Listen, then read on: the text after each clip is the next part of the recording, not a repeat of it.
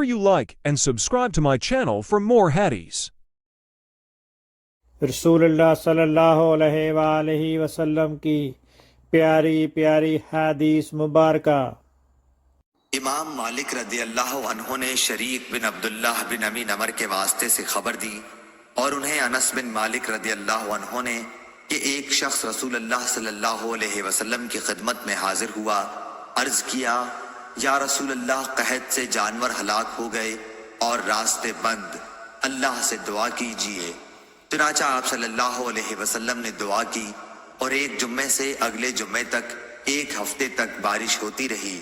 پھر ایک شخص نے رسول اللہ صلی اللہ علیہ وسلم کی خدمت میں حاضر ہو کر عرض کیا کہ یا رسول اللہ، بارش کی کثرت سے راستے بند ہو گئے اور مویشی ہلاک ہو گئے۔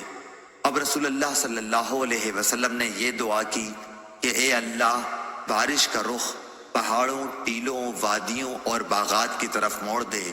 چنانچہ بادل مدینے سے اس طرح چھٹ گیا جیسے کپڑا پھٹ جایا کرتا ہے۔ صحیح بخاری، حدیث نمبر 1019۔